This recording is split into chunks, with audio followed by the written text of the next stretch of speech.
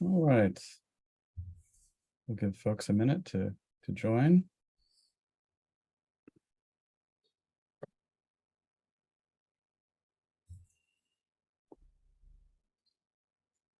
Okay. Welcome, everyone. I'm Matthew Timberlake. I'm president of the Eastmoreland Neighborhood Association. The ENA is very glad to welcome members of the Portland Independent District Commission to our ENA webinar series.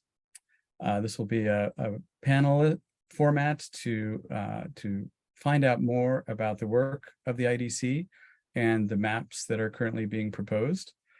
Our panel will be moderated by David Lytle, and welcome. I'll hand it over to you, David. Oh, thank you, Matt. Thanks for everyone for viewing us here. We're also recording this so you can watch it at your leisure later on. We've got several people here that are experts on this topic, and the topic, of course, is districting for Portland. As you guys recall, last November, we did a seismic change in the way our city government runs.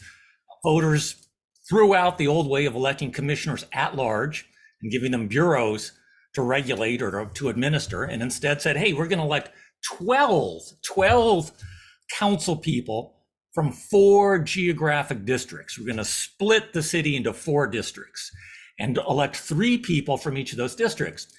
And as part of that, the ballot measure that we approved called for the creation of a commission to set the boundaries of those districts. And we have 2 of those commissioners here tonight. They've been doing hearings and meetings across the city for the last several weeks and are coming very close to making a final decision. We really appreciate their work.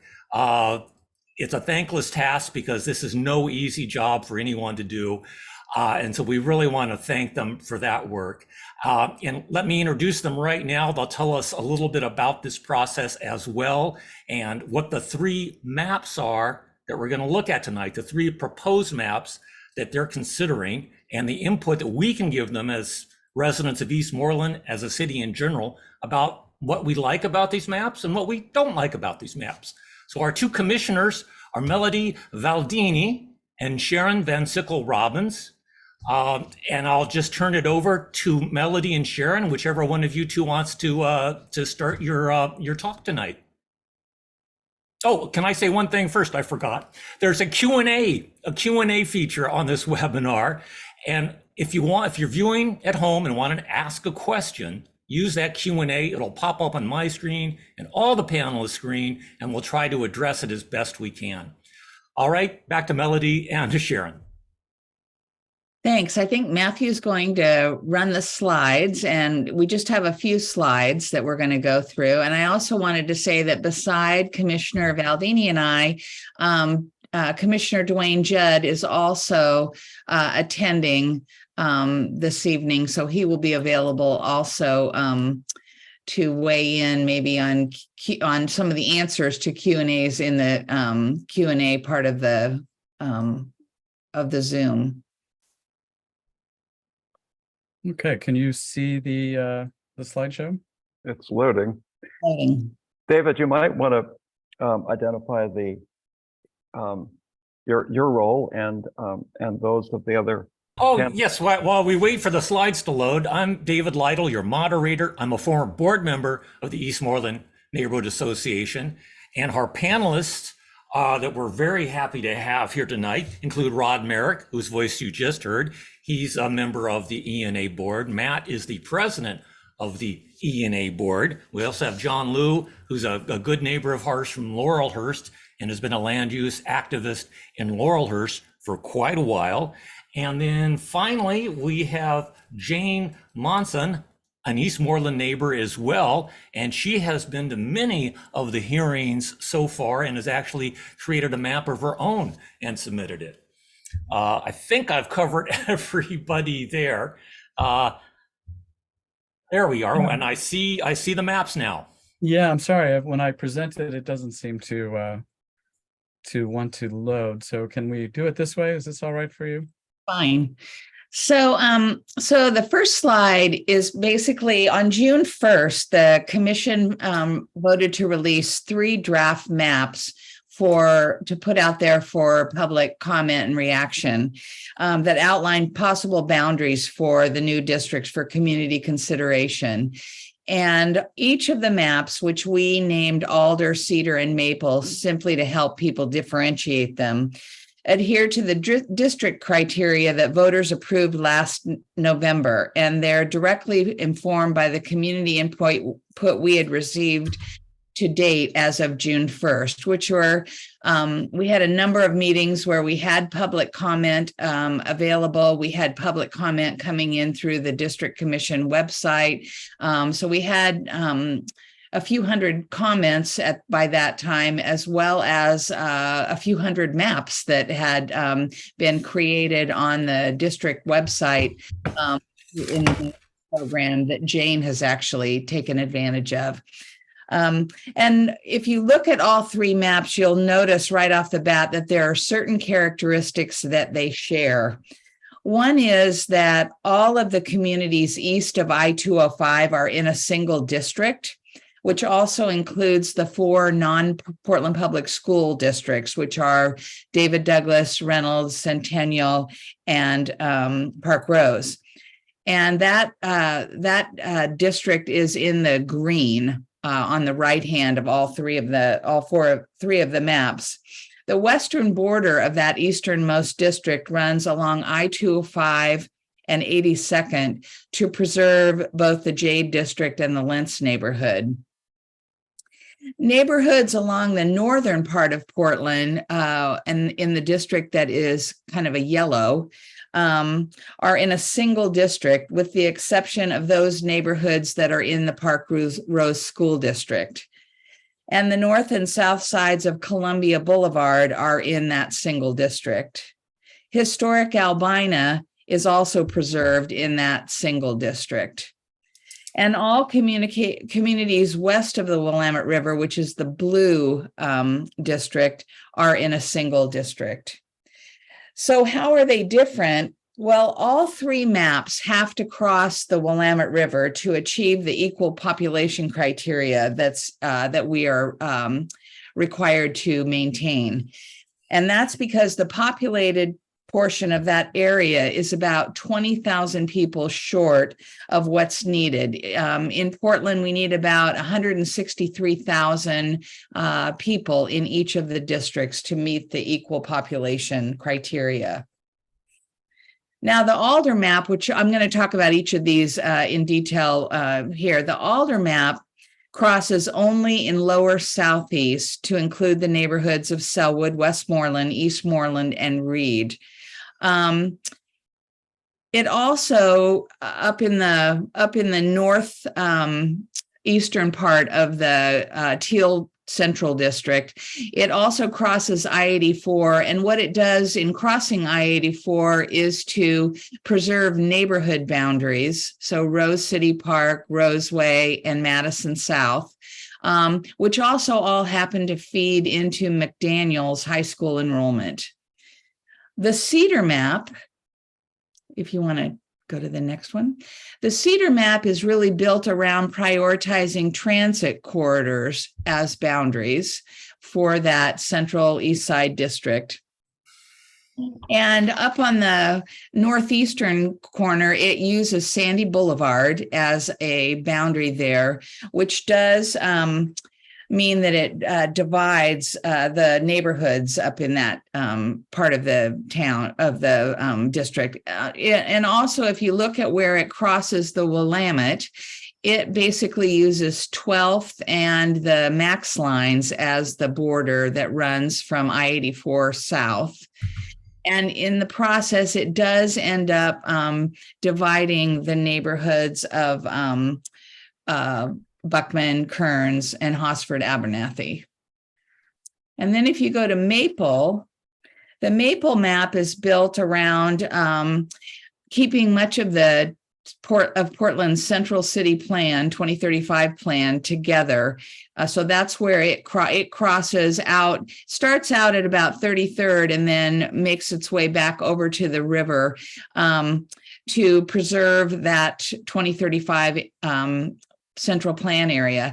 And it also ends up sharing a district, the renter heavy neighborhoods on the central east side are sharing a district with renter heavy neighborhoods that are over in the downtown area, like Goose Hollow, Northwest Portland, and the Old Town area.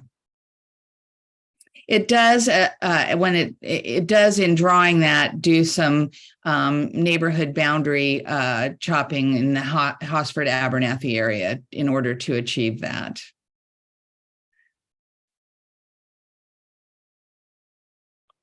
And then I think, is there one last slide, Matthew? Yeah. So in terms of where we are in our timeline, we were required by the voter approved charter amendments to have a timeline that we began in late January when we were all appointed to the commission.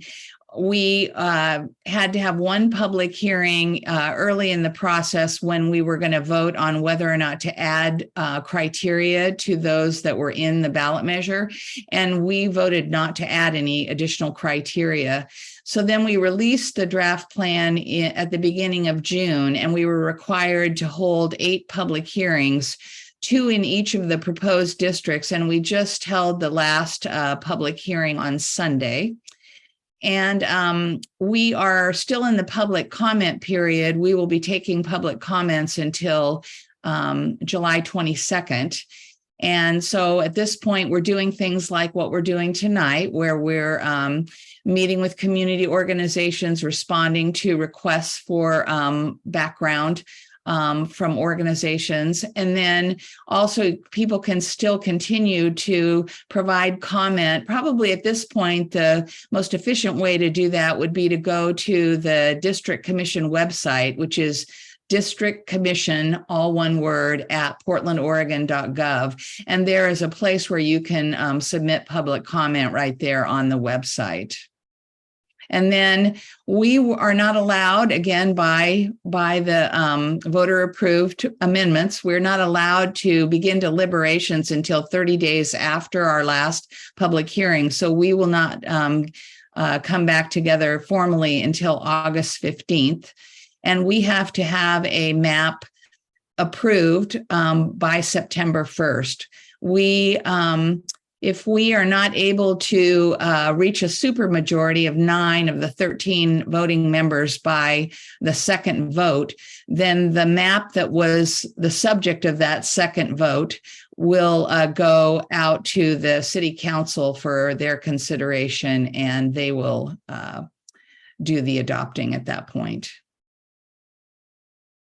So that's kind of a quick overview of where we are and the maps that are out there being commented on at this point.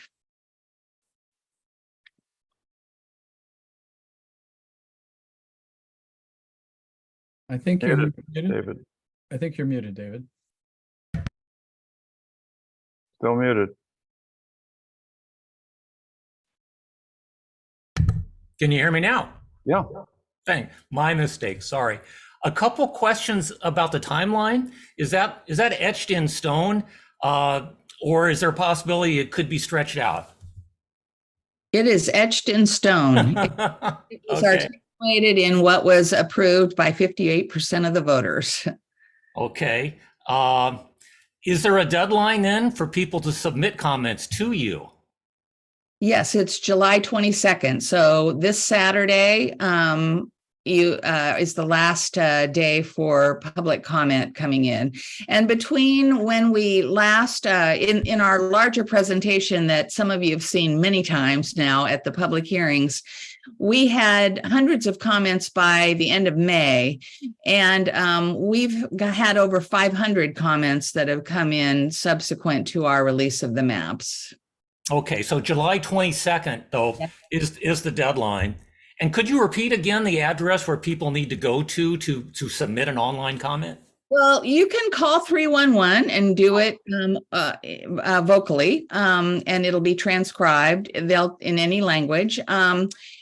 but I think the easiest at this point in time would actually be just to go straight to the website, which is District Commission, all one word, at Portland, Oregon, all one word, .gov. Okay, that's great. Thank you. Another question which had come up is people see the three maps, the cedar, maple, alder. On your website, there's a lot of maps that the public has submitted as well. And we're wondering, are we locked into one of these three maps, or is there a possibility that you commissioners might approve a map that's not one of those three? Okay, we are not locked into any of those three maps. We can change them. We can approve something, anything really. Oh, okay, that's very interesting. Can I ask if you're leaning toward one, or if any of them have been X'd out by now? So I want to make it, yeah, we're not leaning towards anything. Honestly, we are really just looking for community input right now. So, but I do want to make it clear, there's a reason why the three maps that we presented to the public are so similar. And it's not because the other designs didn't occur to us. As you noted, we had over 200 maps submitted.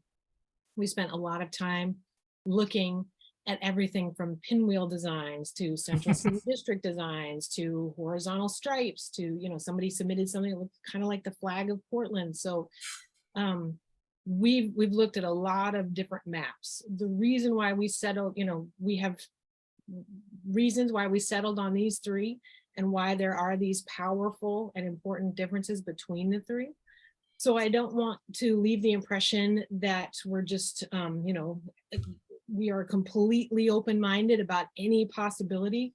We have reviewed a lot of maps already, but that being said, we are not tied to one of the specific three maps that we presented. Okay, thanks a bunch for clarifying that. Let's leap into the first map. I think Alder and our panelists will have a lot of questions. And I will admit that we are unabashedly biased here in favor of Eastmoreland. That's where we are from. And a lot of people saw the Alder map from Eastmoreland and alarm bells went off in their heads. They said, what the heck is going on here? We're being lumped with the West Side to round out some numbers, even though we don't feel we have an affinity for the West Side at all. How do you address that?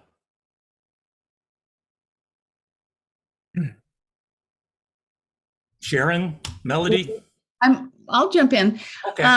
Again, we were looking at a lot of different data sets that we have as potential overlays. We probably have 40 different data sets that are available in the mapping programs that are on the website that you can overlay on the different parts of the city. And so we knew that there needed to be, you might be surprised to hear that we had also heard from a lot of folks on the West Side that they wanted to stay together in a single district.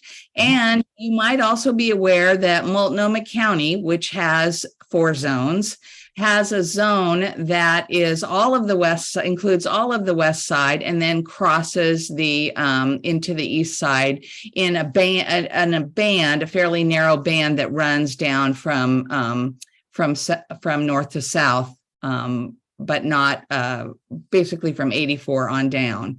So, and that one of the criteria that we needed to look at in all of the different criteria we're looking at is existing political boundaries. So that, you know, is one thing that is was out there already in place. We looked at the socioeconomic and demographics of the various parts of the East Side. We had already, I think, as you can see in the 3 maps, we had all heard a lot and felt that long easternmost district made a lot of sense because it had been historically very underrepresented in terms of city council representation. Only one commissioner, Randy Leonard,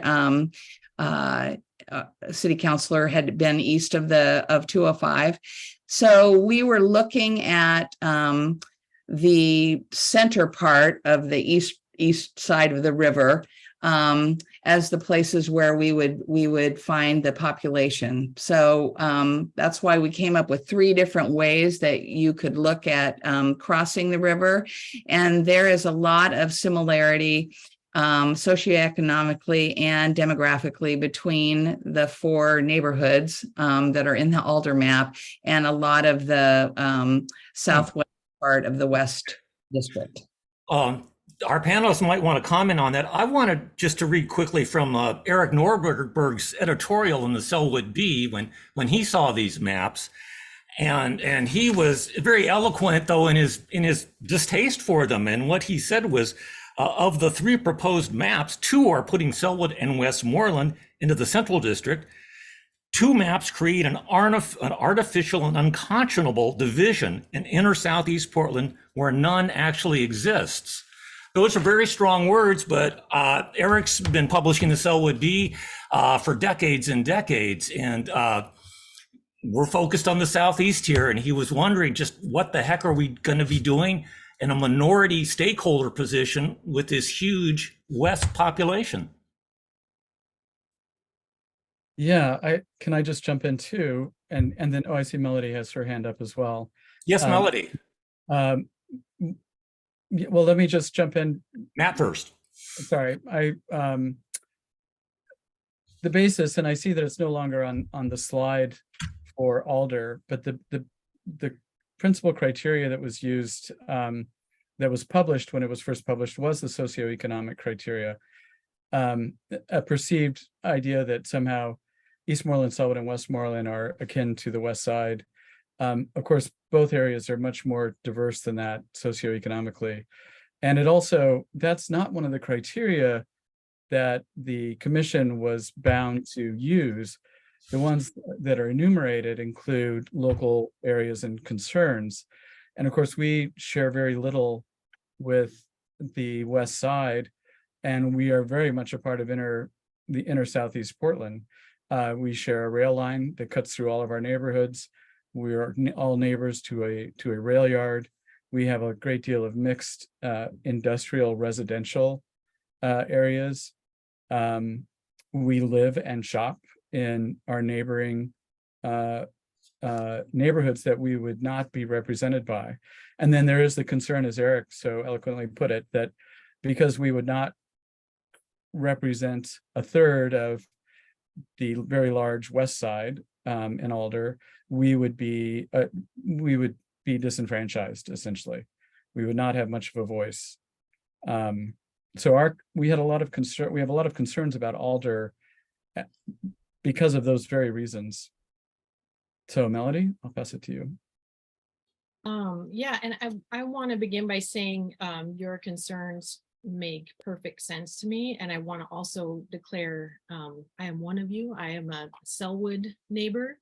So I read that editorial in the Bee as well. And I completely understand where you're coming from. But I hope that we can explain some of our thinking and hopefully calm some of your concerns.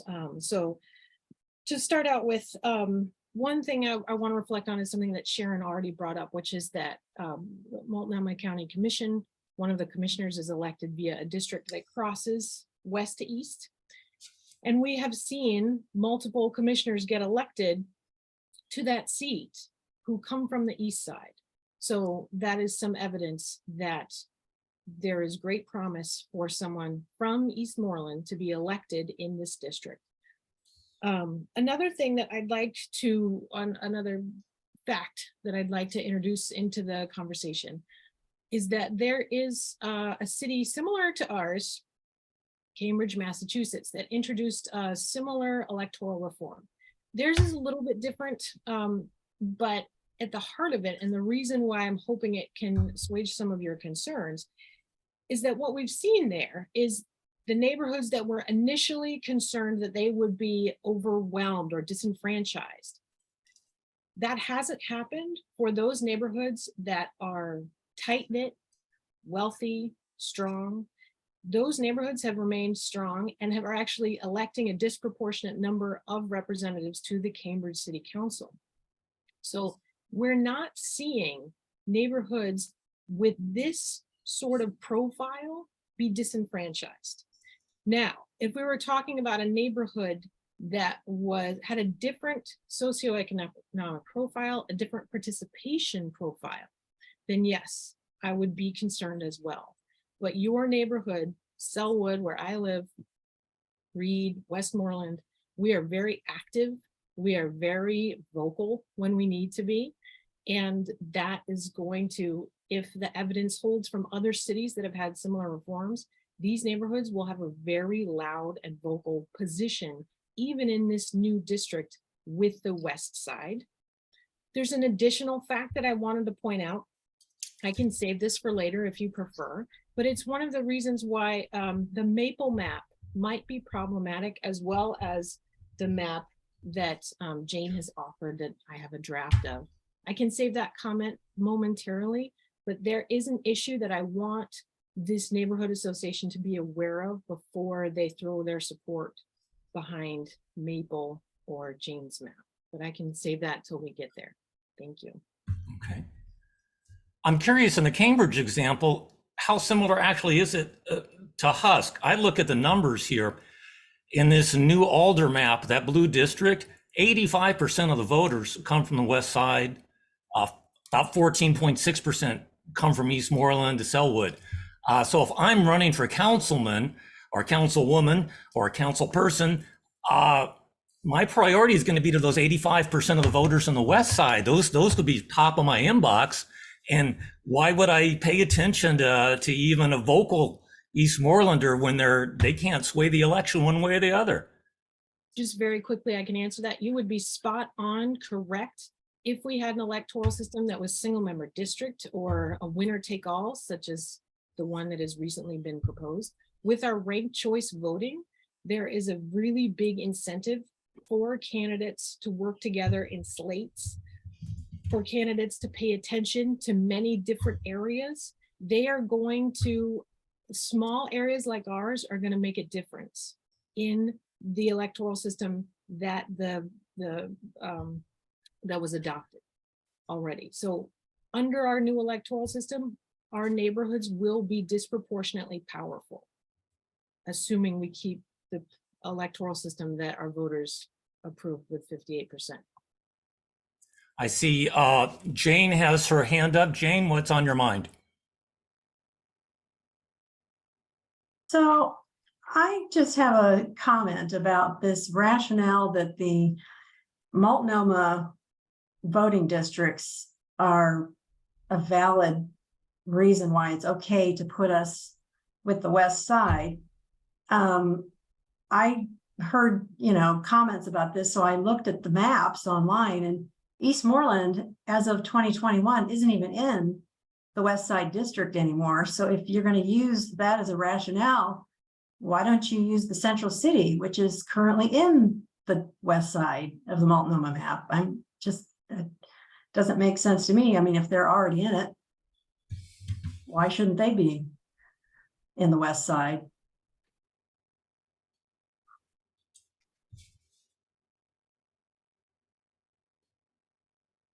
Any response, Melody, Sharon? Well, when they did the balance, so they had to do the redistricting process with the 2020 census as well, and they had to shift what the line was, which I think is mostly along 33rd now, coming down for the district part, the component of the district that crosses over. I can look at, I've got the map sitting right here, but yeah, it's about 33rd, and then it cuts over to the rail line basically when it gets down to the right. And that was strictly of having to do some population balancing in this last cycle.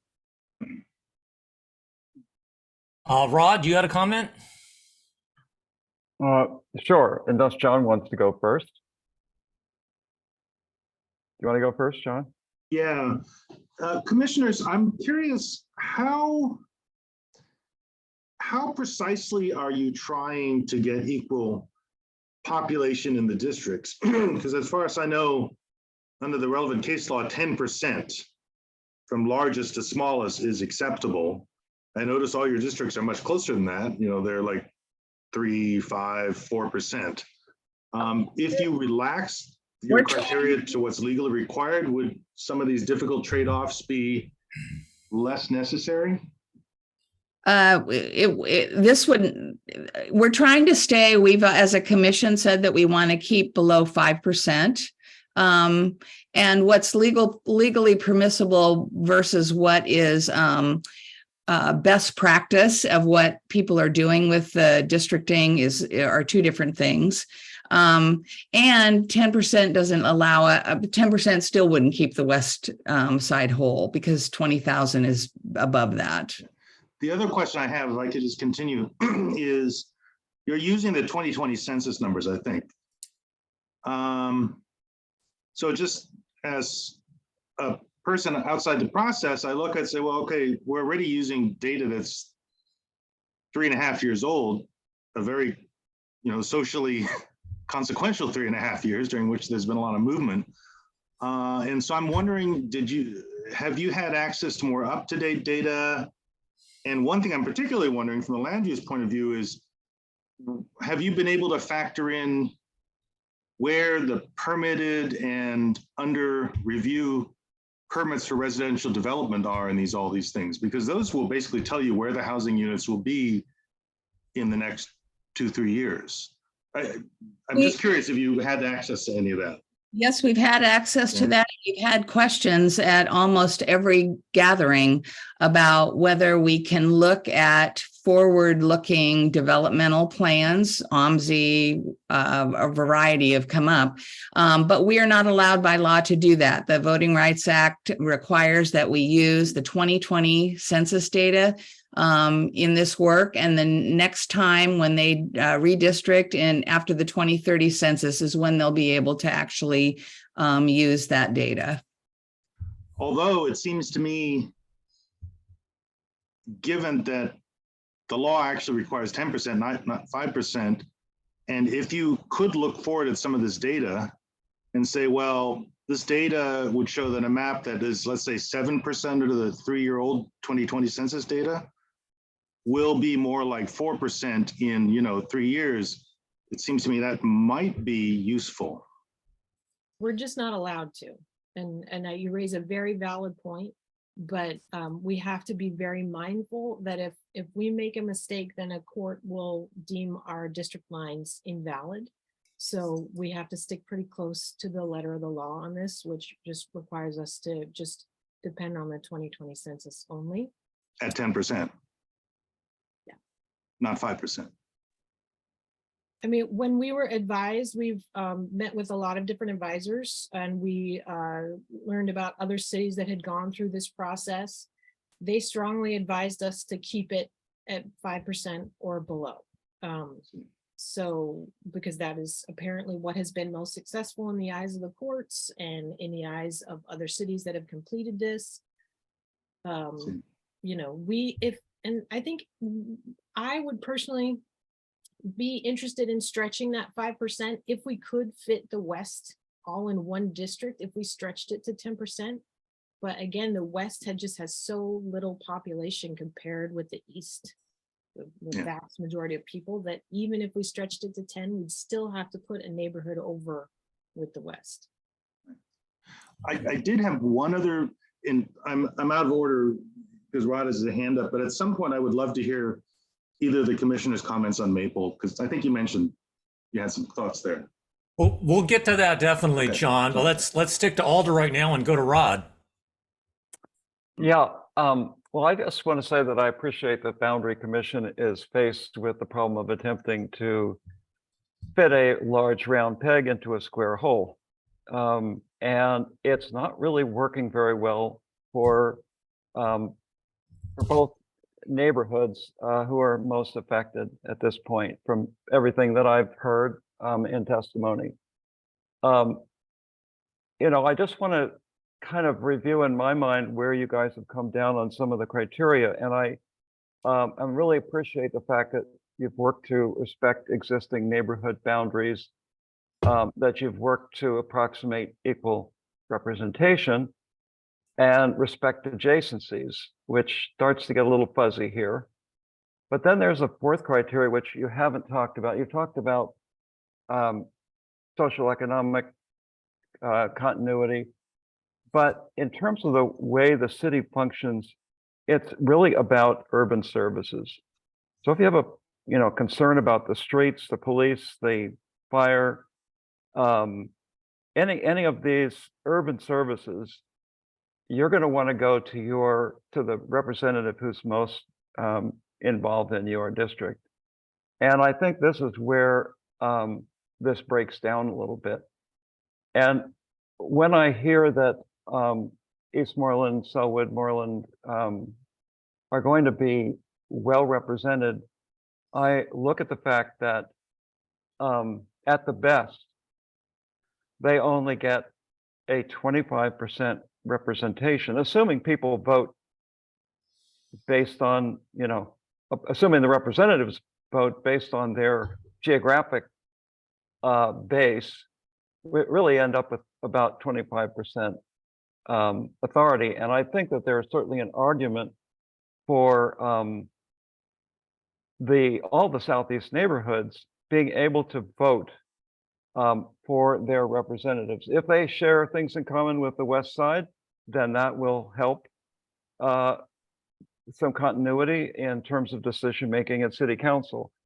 But I think there's no doubt in my mind that creating orphans of Selwood, Moreland, Eastmoreland is going to weaken the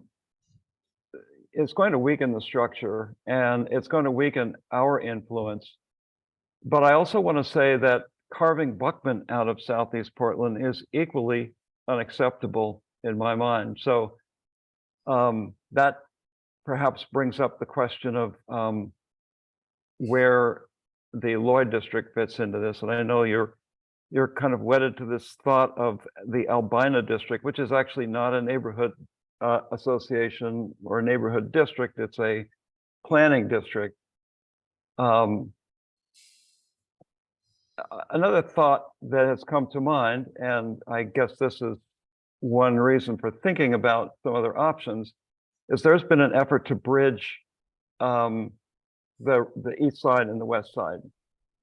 And the way this is working out, the charter process seems to be driving us into a city more divided, including dividing in what is envisioned in the comprehensive plan as the central city. So I know that's been talked about a little bit in various terms that aren't really related to your criteria, but I think it needs more attention than it's received. And then removing Cedar from the table, which I think everybody that I've talked to or heard it from, it just, it has dismissed it out of hand. Then Alder, for the reasons stated, isn't acceptable, but Maple with modifications appears to be the best of the three options presented. But with modifications, I mean, as I said, from everything I'm aware of, Buckman is not going to go along with being cut out of Southeast. So that, I think that's just something that we have to accept. Well, thank you, Rod. We've got a lot of questions coming up here. Do the commissioners want to respond to Rod here? Rod made a lot of really good points. And there's a lot to talk about here. I'd love to talk more about Central City. And again, that gets us back to the Maple map and such. I think, again, I want to emphasize, I do not believe that Selwood, Eastmoreland, Westmoreland, and Reed will be orphaned or anything else bad will happen to us under the Alder map. Again, I live here. I also want to note that I am a professor of political science with a focus on electoral systems. So I'm pretty well versed in what the consequences of electoral systems, and there's no way I would put my own neighborhood in a map where I thought that I would be orphaned or disenfranchised. Under the ranked choice voting, multi-member ranked choice voting system, the proportional ranked choice voting, we will have a very strong voice. We will have just as much strength in our new city council. And beyond that, we will have a more united Portland, a more representative city council. And I really would guarantee it a better city after these changes are made. And I'm happy to talk more about that, but I just wanted to give that general response to Rod, and I know we're already short on time. Yeah, we're running this time. I want to get to Jane quickly, and then maybe we'll jump to Maple and then wrap up with Cedar and some other things if we have enough time. Jane, what's on your mind? Yeah, well, just quickly, you know, the example that you gave of, I believe it was Cambridge that has accepted this similar model. I mean, are the numbers of these disaffected districts as low as 12 to 14%? Because that's what we're talking about with Alder and Maple, is the people on the other side, right? It's only, you know, 12 to 14%. And, you know, somebody took a look at, you know, how the voting is going to work, and you need more than 12 to 15% to get somebody elected. What were the numbers in the Cambridge map? What were the? So, and that's a great question. And Cambridge is not a exact version of the electoral system we're going to be using. Our electoral system is different than what other city councils have implemented. The Cambridge system has basically at large versus our districts. But what we learned from watching cities like Cambridge, other places that have adopted proportional ranked choice voting, and again, all of your concerns are completely valid if we had our current electoral system, which is, you know, basically the at-large primaries and then winner take all.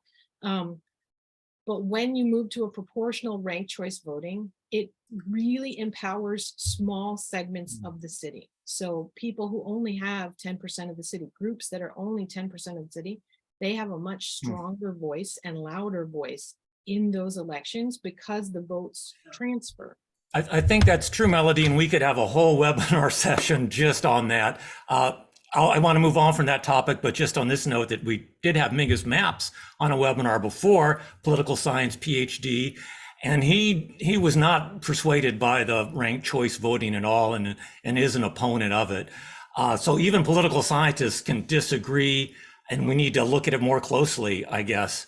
But I really want to get onto the Maple map, or we're going to run out of time. And especially, Melody, you said you had something special to say about that Maple map. Rod, if you can make it very brief before we get there. I will.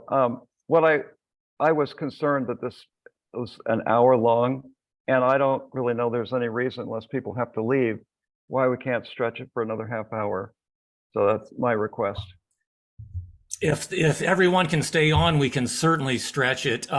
I just like to keep the discussion on point if we can, and going down a huge discussion of ranked voting could take weeks. I don't know. So I'd like to move on to the Maple map, and yes, I'm up for staying as long as it takes myself. If other people feel that way, just raise your hand if you can stick with us. I know if you have other, okay, great. So Melody, let's tell us about your Maple map, what you teased us with before. Well, I wanted to, and I just want to, I'm in a tough position because my job here is to listen to you. So I really want to try to not just, you know, tell you what I think.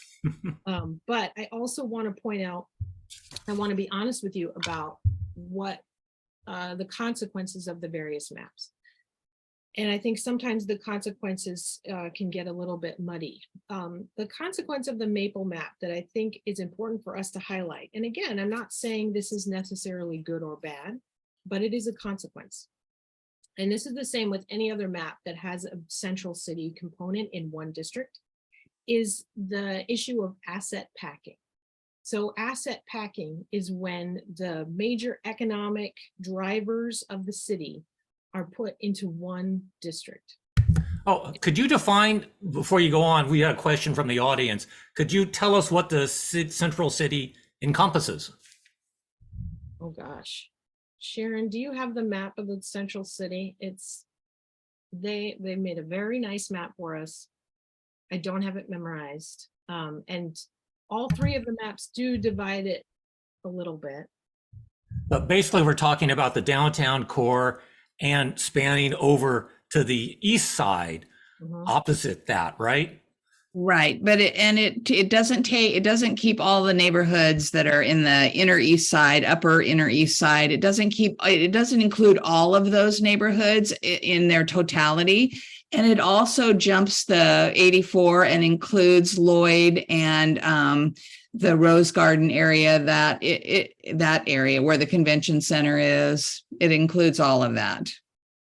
And when you draw a map, when you go to Districtor on our website to draw a map, it actually has that central city as all the maps come up with that outlined in the center of the map. Okay, so for people who just want a vague kind of over from 10,000 feet, it would span the river across like the Morrison Bridge and the Burnside Bridge and take both sides of the city. The Broadway Bridge. And the Broadway Steel Bridge. Bridge. Steel Okay. Bridge. All the bridges.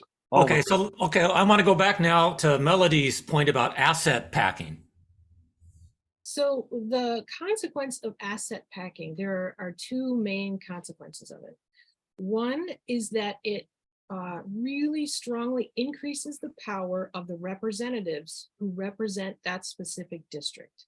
So in other words, whoever is elected to represent that central city area, if it's kept as one, they will disproportionately have more power. And they have more power for three reasons. I'll move through really quickly. Number one, they have much higher visibility. They're talking about the economic drivers of the city. So for example, when the OMSI deal goes through, they will be the person on Coin News talking about OMSI. They have higher visibility. Number two, they're given disproportionately high campaign cash and campaign money. Even though we have some restrictions on it, it's still a factor in our elections. So in Central City, there are a lot of businesses, a lot of developers. That means there's a lot of money coming in. So again, this is going to over empower the representatives of the Central City. The third reason why they're going to have so much power is because they're going to have a direct line to the governor and to the representatives. That is, when you are in charge of the economic drivers of a city as important as Portland, then you are going to have a speed dial to the major higher level representatives. This is again going to give them more power than the other representatives on the council. It will also decrease the likelihood of collaboration, right? When only these three representatives are the ones who are in control of that much money, those many assets, they are going to, in many ways, become very protective of that. It will almost become the rest of the city versus those assets. So that is a negative. When you pack the assets and that occurs in that map design, that is a negative. You're talking about the Maple map. Even though the Maple map lumps the central city with the entire west side, gosh, what is it, 82,000 votes on the west side or something like that? Yeah. You think that the west side will be disenfranchised? No, I don't think the west side will be disenfranchised. So you'll note that was not part of the argument. It is more that it decreases the likelihood of collaboration among the 12. So I don't think the west side is going to have any problem. I'm not worried about the west side, even if Central City is a big part of the west side. I am worried that the representatives, the 12 of them, are going to be less likely to work together. And I'm worried that the three that represent this incredibly rich and developing area of town are going to be more powerful than the rest of the representatives. Okay, but they don't just represent that town, they represent the whole west side plus the central city. Okay, right. Just to be clear. Yeah. Okay, do any of our panelists have any thoughts on that? And thank you, those are great points. Yeah, thanks, Melody. I really appreciate that's the most cogent argument I've heard about, explanation I've heard of the asset packing. I'd like to offer a counterpoint, and I'd love to hear your thoughts on it. We've had at-large elections, forever in Portland. And so one of the consequences of that is that economic power, which is centered on the west side and somewhat on the central east side, has had an outsized voice in every election because they can contribute and lobby every representative because they were at large. I think it's possible, and again, you're the political science professor, but by lumping those assets into one district, isn't it also possible that you weaken their power? Because then they, no matter how much money they have behind them, they are only 3 votes. And the East Side, which has been not well represented, will now have 9 votes to 3. And no matter how much individual sway those, or how well funded those council members are, they still will not have more than 3 votes, and you can't pass things with 3 votes on a 12-member council. On the other hand, if we follow Alder and we split those assets between the West Side and the East Side, now those central economic powers have representation and power and money to throw at 6 of the commissioners instead of just 3. And it seems to me that that could actually increase their power. So it's something that we've talked about a bit, that lumping power bases together does not actually strengthen them under this 12-member council with geographic representation. It's if you can spread your resources and have powerful commissions across multiple geographic districts, it seems to me, the better power play. I wonder if you could speak to that. Sharon, you unmuted yourself first. Did you want to speak directly to that first? The only thing I wanted to say is, and again, we're here to listen to you and hear what you have to say. We're trying to do this with every organization and group in community group that asks us to do this.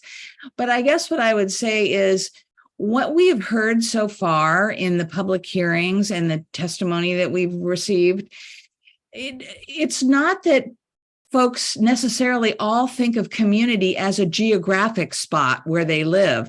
Some communities of common interest have to do with environmental issues that they are concerned about, that they may share in common with the same concerns that are held in other parts of the city. Or they may be concerned about the fact that they don't have as many paved streets and sidewalks and public services that are available to them. And again, those may be concerns that are not just geographically located, they are geographically located in other parts of the city, and they may end up a slate. When you talk about a slate could end up being 3 candidates in different districts that all are focused on a particular political concern. We've had folks that are talking about industrial pollution, and they come from different parts of the city, but that's a big concern of theirs, a community of common interest for them. So again, all of these overlays are not just strictly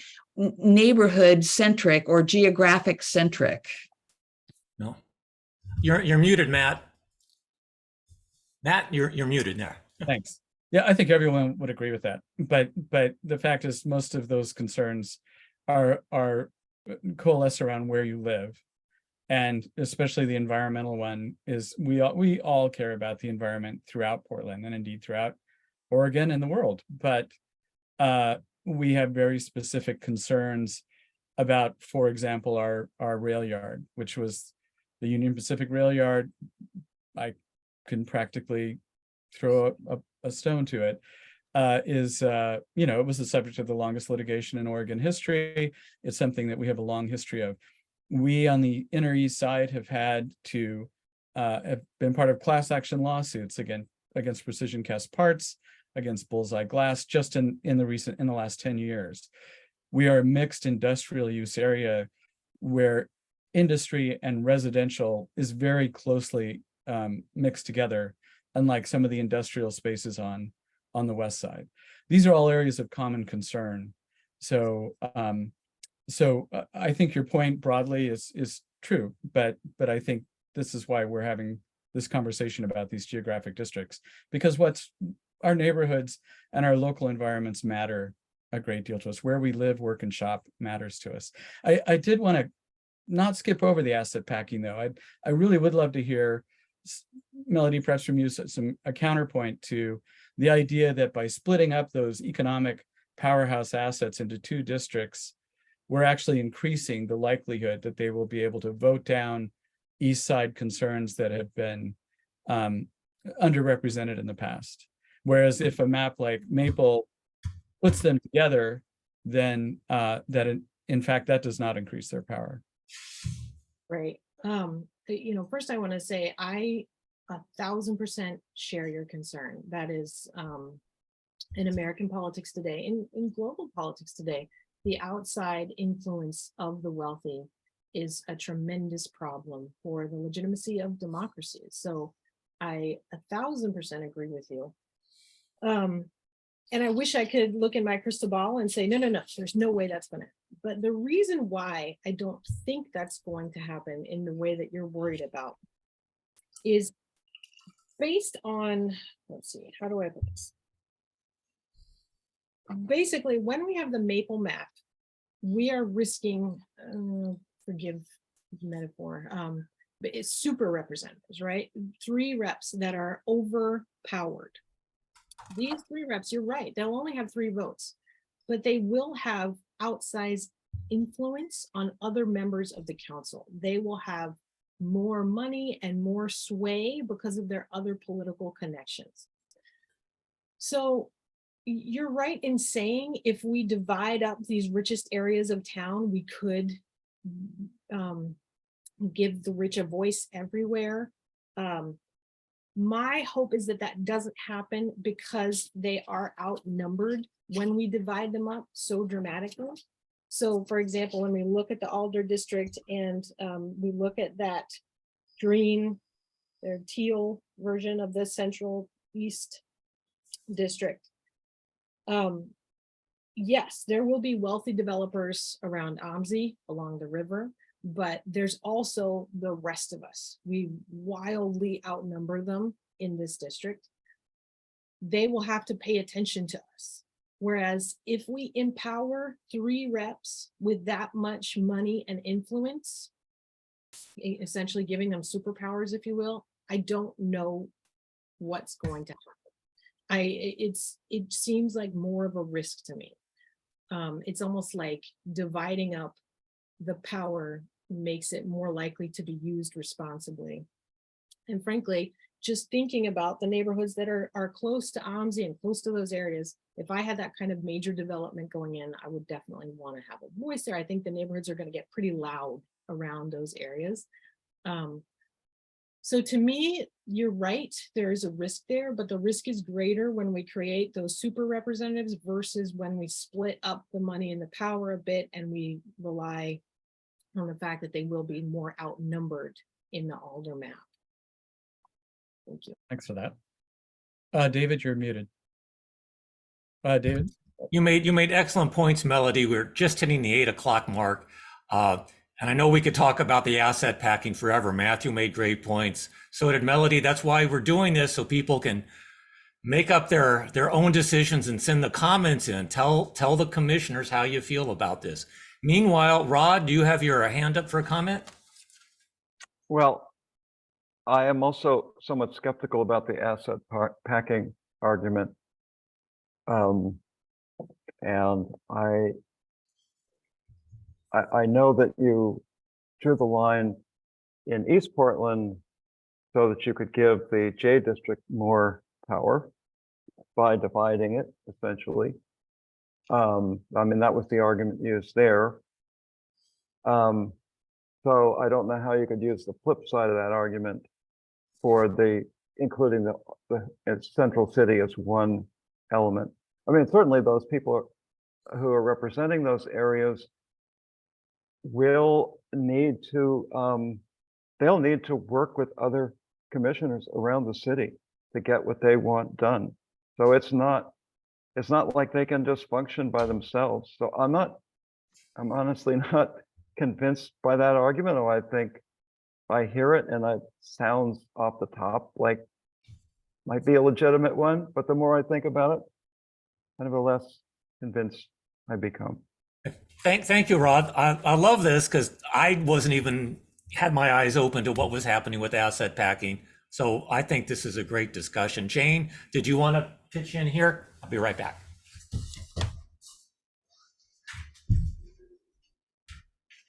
Just briefly, I mean, I don't buy that argument either, because we lived in Boulder, Colorado for 25 years, and there were city council people who had money poured into their election by developers.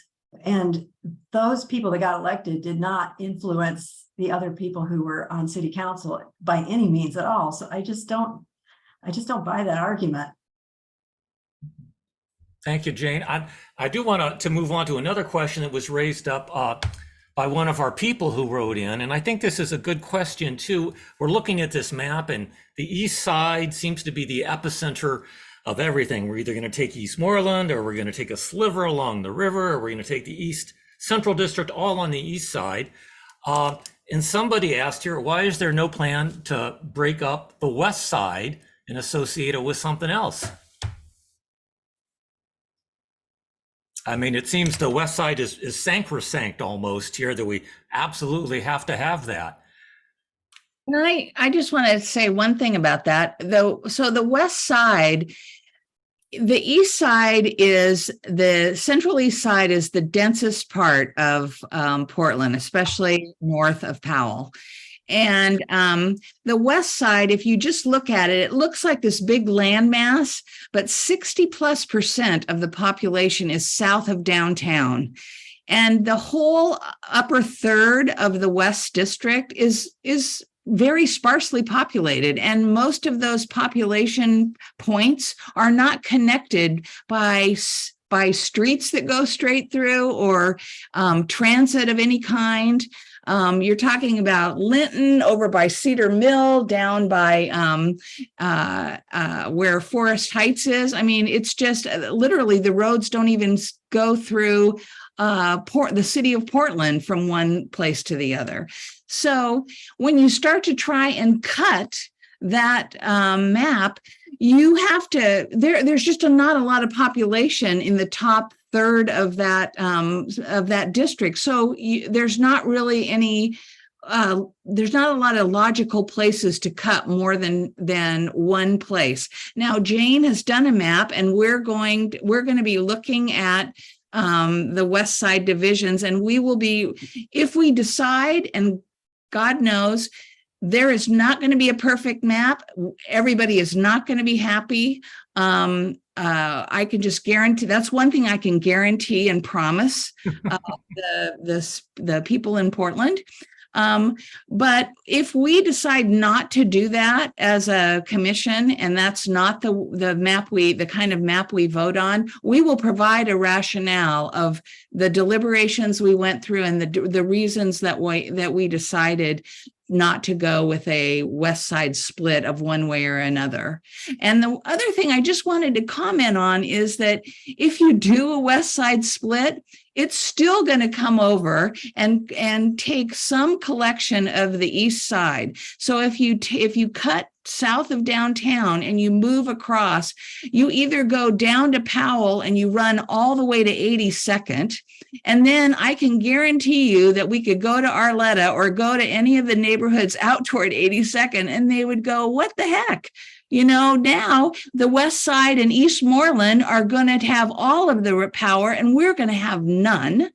Or we can go a little higher up and go over to connect Woodstock, for instance, so that you would have your shopping area also included with you. All of them have pluses and minuses that we've already heard about from all of the public hearings.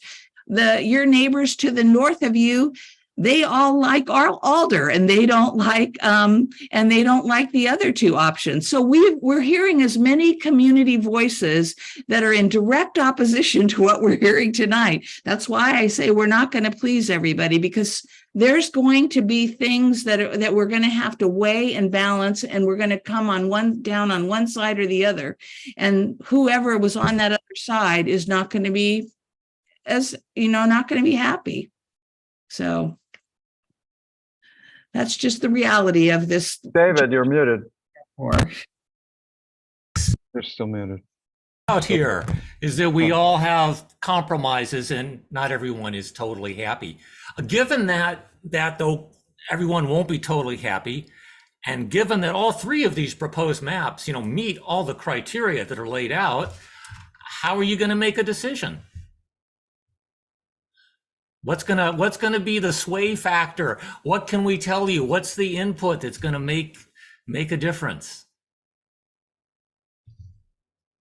I think we've been hearing, we already know that we're going to have, besides everything we're hearing in listening sessions like this and the public hearings, we're going to have hundreds and hundreds and hundreds of comments that we're going to be going through between July 22nd and the next time we meet in mid-August. We'll all be doing our own assessing of everything that we're receiving and hearing, and then we'll start deliberating, and we'll be talking about all of these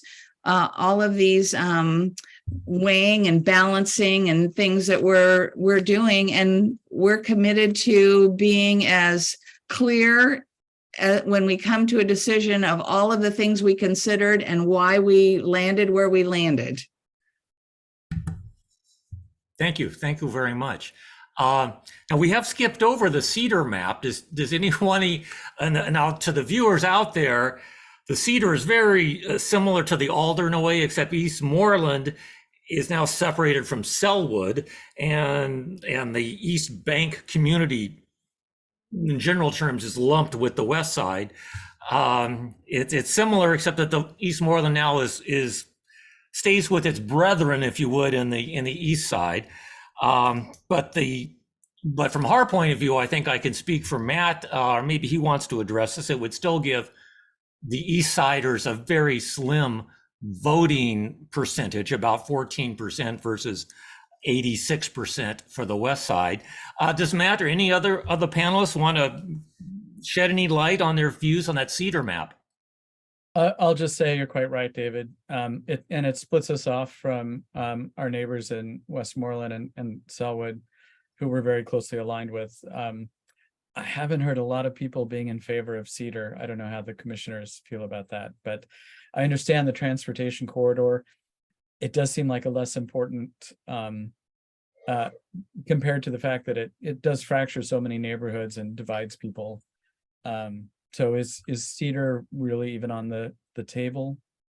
Maybe is the question to ask. Again, it's a map that uses a different perspective for how you would draw those lines, and it's considering transit dependency and other factors. And we've had people who say that transit corridors and major arterials can divide, and we've had people who say they can unite.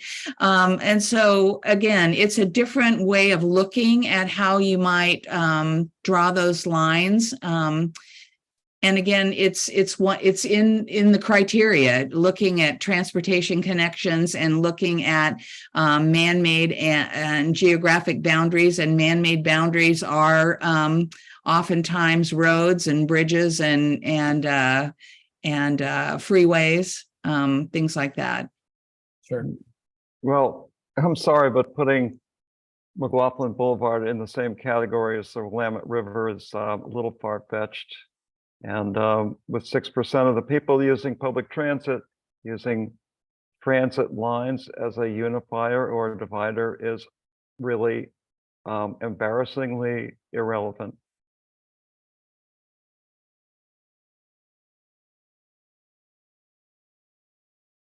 So I hope this moves off the table. Okay, any other comments on the Cedar? Matt, did you want to chip in? Or John does. John?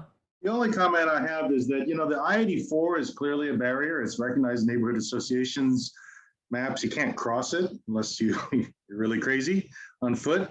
But, recognizing a surface street as a barrier, I don't get it. That would say that the person, the shop on one side of Sandy has different interests from the shop on the other side of Sandy. And I think they probably have the same interests. So yeah, I'm not a fan of Cedar at all. Okay. One thing, I had a question here, was looking at the blue part of the map, the west side, I noticed that you always look to the central city or you look to Eastmoreland to boost their population, because you have to. Was it ever considered looking at the St. John's neighborhood, the University Park neighborhoods? Those have about the same population as our area and would bring the west side up as well. Why did you not want to consider that option? Well, one of the biggest issues is because they're so cut off from the transportation. You literally have to, from St. John's, it's 5 miles to the nearest. You have to go all the way to the Rose Quarter for Max. There's one bus line that goes from St. John's across the St. John's Bridge to on Highway 30 into town. And during the morning, it's an hour and a half between buses. So we looked at that, but you're talking about the least populated part of the West District connecting to St. John's. You want to talk about who might feel orphaned or like an island out there. So we have heard from St. John's. They absolutely did not want to be out of the North District, just like we've heard from Eastmoreland that they absolutely don't want to be in the West District. So, I mean, there are reasons why they're not all created equal in terms of all of those other factors that we're looking at. Thank you, Sharon. Those are good points. Good points. Do any of our other panelists have any questions, or the commissioners? Melody? Yeah, just to quickly follow up on that too, I wanted to point out, we looked at overlays of maps on maps on maps on maps. And one of the things that really struck us, because that absolutely was something we spent a lot of time discussing, the possibility of using the St. John's area. Just socioeconomically, sociologically, in so many ways, they are dramatically different from the West Side. And that really gave us pause. I've lived in Portland for 20 years, and I did not realize how different St. John's is from especially that Northwest side. So that was a real concern for us, and we spent a lot of time talking about it. So I just wanted to emphasize that as well. And I had a question here from the audience. They said, is there a review period that these maps will be looked at again? Is it every 5 years or every census that you review them? It's every census. And that again it's a 10-year redistricting that is required. And so these will be reviewed after the 2030 census. Okay. Thank you for that. I'm just looking through our scrolling through the chat room here. We had a lot of very good questions. I think we've answered most of them.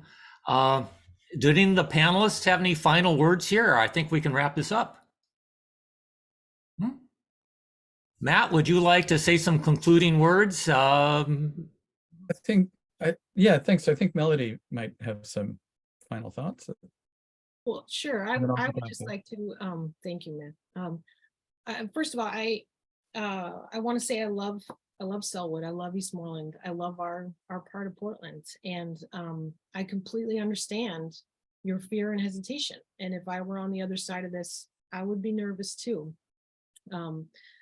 But I do want to assure you, we have put so much time, so much research into this, and we are not politicians.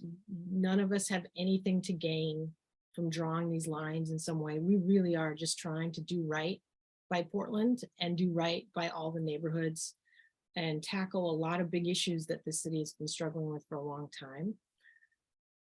So I just wanted to, thank you for the opportunity to be here and assure you that, you are not being orphaned. We hear you, and also we have thought a lot about this, and we are paying attention to the possible consequences of each map. And we are, I just want you to know, you are being heard, and we are thinking about all of these issues a lot. Thank you. Well, I just want to appreciate those thoughts and appreciate your volunteer effort to get in the middle of what has crossed my mind as the choosing which end of a sinking charter ship should go down first. But that's my own rather cynical view of what's going on. But anyway, I appreciate your efforts to try to work within that constraint. Jane?